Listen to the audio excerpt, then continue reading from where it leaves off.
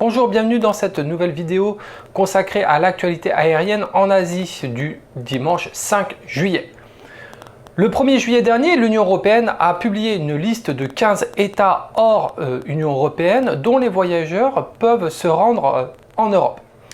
Parmi cette liste de 15 pays, 4 pays asiatiques, le Japon, la Corée du Sud, la Thaïlande, mais aussi la Chine. Ces voyageurs sont autorisés à entrer en Chine, notamment les Chinois, sur condition de réciprocité. Mais comme on le sait actuellement, la réciprocité n'est pas vraiment de mise, puisque les frontières restent fermées en Chine. Toutefois, en ce qui concerne le Japon, la Corée du Sud et la Thaïlande, les restrictions sont telles que ça pourrait s'apparenter à une fermeture de frontières pour les étrangers. Je vous propose donc qu'on passe en revue ces 4 pays. Tout d'abord, le Japon. Le Japon, depuis le début de la crise sanitaire liée au Covid-19, a mis fin à l'exemption de visa de 90 jours pour les ressortissants de l'Union européenne. De ce fait, si un ressortissant de l'Union européenne souhaite se rendre au Japon, il doit faire la demande d'un visa spécial auprès de l'ambassade du Japon dans son pays de résidence. Pour obtenir ce fameux visa, il doit présenter de nombreux certificats, notamment médicaux, mais aussi pour prouver l'importance de son retour au Japon. Mais voilà, le Japon a publié une liste de pays dont les ressortissants qui ont voyagé dans ce pays lors des 14 derniers jours ne peuvent se rendre au Japon. La France fait partie toujours de cette liste. Donc il est difficile pour un Français de se rendre au Japon si personne a séjourné en France les 14 derniers jours avant la venue au Japon. De plus, s'il y a venue au Japon, il y aura test à l'arrivée à l'aéroport, puis mise en quarantaine obligatoire. En ce qui concerne la Corée du Sud a elle aussi mis fin à l'exemption de visa de 90 jours. De ce fait, il faut faire une demande de visa auprès de l'ambassade de Corée dans son pays de résidence. Là aussi, la demande d'un visa est très compliquée. Tout comme le Japon, il faut prouver la nécessité de retourner en Corée et fournir de nombreux certificats médicaux. À l'arrivée sur le territoire coréen, il faut passer des tests nucléiques et là aussi mise en quarantaine obligatoire, soit à domicile, soit dans un établissement proposé par le gouvernement. Il faut aussi s'enregistrer sur une application mobile.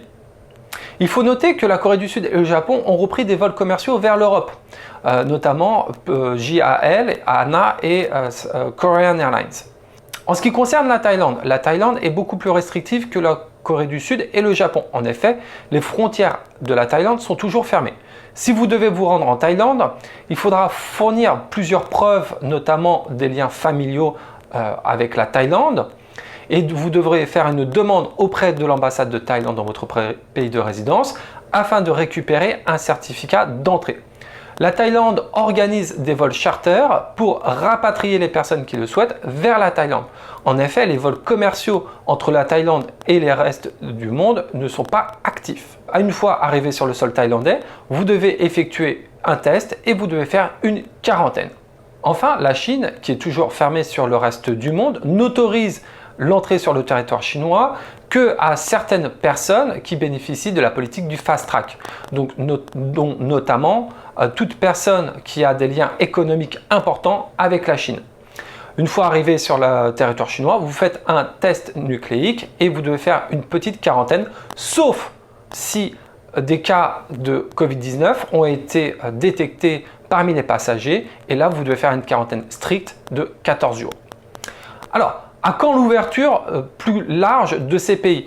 Pour l'instant, rien n'est donné, notamment par la Corée du Sud, Japon et Thaïlande. Peut-être que cette ouverture va se faire de manière progressive. En ce qui concerne la Chine, qui est vraiment, elle, fermée, les bruits de couloir semblent indiquer que pas avant septembre, peut-être octobre, et certains pensent que l'ouverture se fera après la fête nationale du 1er octobre.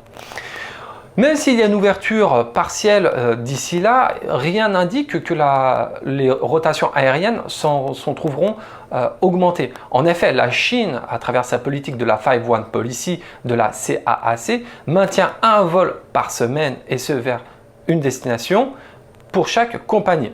Actuellement, un seul vol pour Air France vers la Chine. Bien que Air France a fait une demande de réciprocité d'avoir autant de vols que les compagnies chinoises, c'est-à-dire 3, pour l'instant, rien n'a été accordé à Air France. De plus, même Air France qui a repris ses vols vers la Chine depuis le 18 juin, pour l'instant nous ne savons pas si des cas ont été détectés durant les vols Air France. Et si aucun cas n'a été détecté, Air France pourrait avoir un vol supplémentaire selon les règles de la CAAC. Mais pour l'instant, rien n'est moins clair.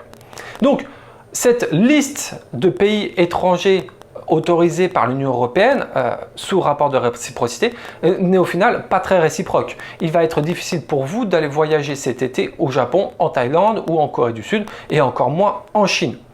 Enfin, il est à noter que cette autorisation, elle dépend de chaque État européen. En effet, chaque État européen est libre d'autoriser les voyageurs étrangers qui figurent parmi cette liste d'entrer sur leur territoire. Pour l'instant, les États européens n'ont pas uniformisé leur politique. En ce qui concerne la France, pour l'instant, aucune information n'a été donnée et je vous tiendrai au courant s'il y a une moindre évolution. Je vous remercie de me suivre. N'hésitez pas à me dire en commentaire vos questions.